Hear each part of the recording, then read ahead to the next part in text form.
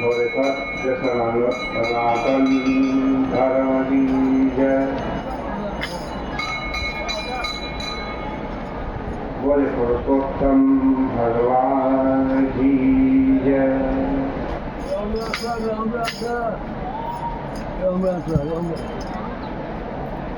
पुरुषोत्तम का पावन महीना प्रारंभ हो चुका है।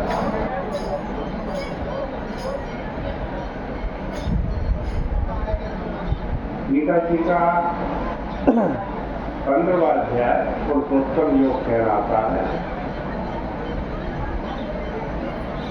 पुरुषोत्तम महात्मा के साथ साथ गीता जी के 15वें अध्याय की भी चर्चा चल रही है। पहले श्लोक की चर्चा चल रही थी। ऊर्ध्वमूल मदस्ताथ मष्पत्थम प्राहुरभ्ययम् संदांसि यस्य पर्णानि यस्तं वेद सवेदवित्।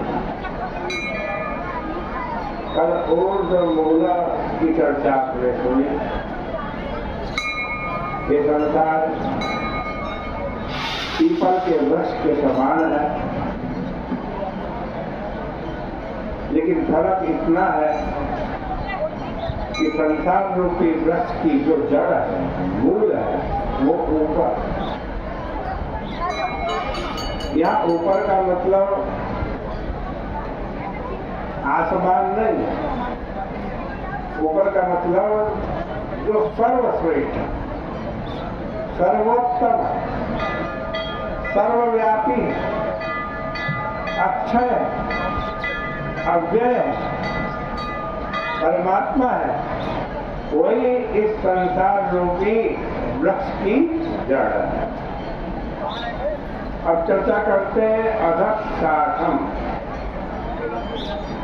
अध का अर्थ यह नहीं समझ लेना कि छत के नीचे। देखो, ऊपर और नीचे का विभाग तो तब होता है जब पहले मन बन जाता है, विषय बन जाते हैं। क्योंकि नीचे और ऊपर ये दोनों भेद मानसिक हैं। जब सृष्टि का मूल था तब वहां मन नहीं था, तो भाई ऊपर नीचे क्या बोले? तो नीचे और ऊपर का अर्थ है पर और अवर। जो पर तत्व है वो ऊर्ध्व है और जो अवर तत्व है वो अधा है।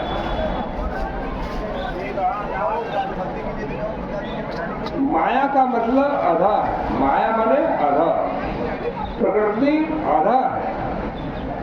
महत्तत्व, अहंकार, पंचतन मात्राएं, महाभूत, इंद्रिया, मन, विषय, ये सब क्या है? अधःशाखम्। ये संसार रूपी वृक्ष की शाखा है जो नीचे है, अधः। और ऊर्ध्व कौन है? जो हिरण्यगर्भ है, ब्रह्मा है, विष्णु है, रुद्र है, इंद्र है, चंद्रादि सत्य लोक से लेकर पाताल लोक पर्यंत जितने लोक हैं सब अधःशाखम् है, नीचे की शाखा। अच्छा, आपको यहीं बैठे एक ऐसा वृक्ष दिखाते हैं जिसकी जड़ तो ऊपर है और शाखा नीचे। ये जो आपका शरीर है ना, इसमें इस शरीर की जड़ क्या है? सिर है, सिर।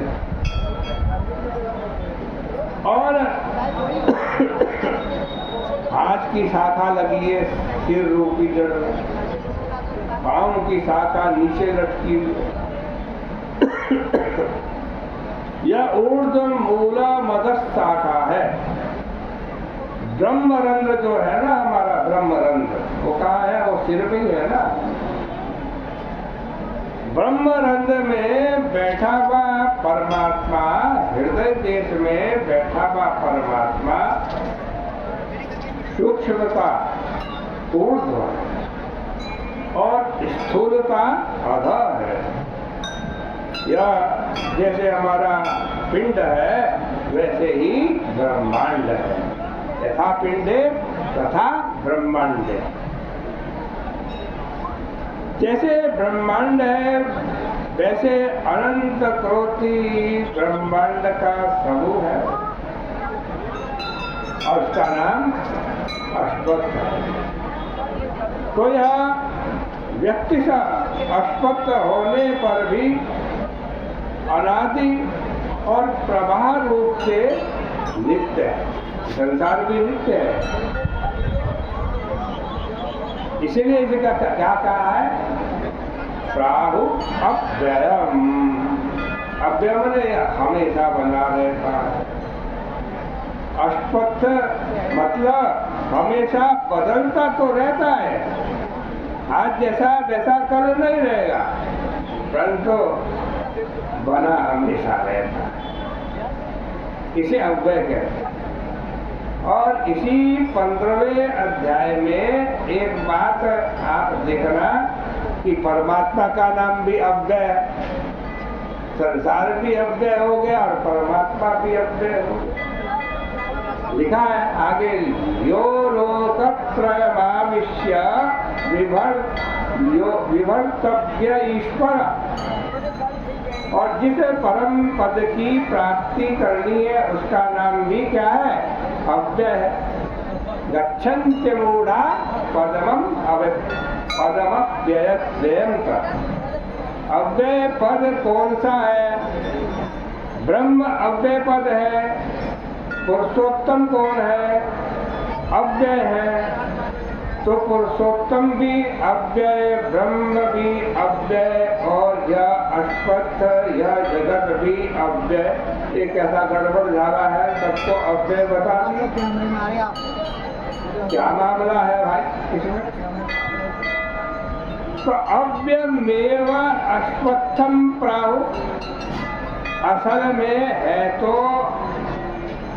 परमात्मा ही अव्यय भाई।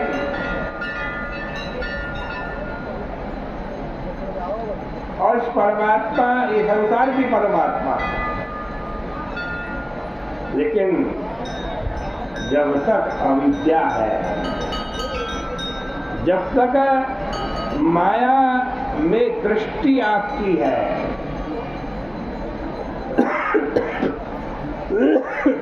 जब तक पुरुषोत्तम भगवान का दर्शन नहीं हुआ है,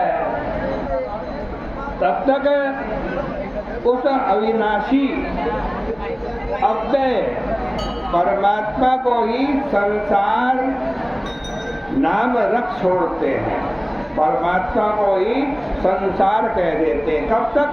जब तक माया में फंसे हुए हैं, अविद्या में फंसे हुए हैं, अज्ञान में फंसे हुए हैं।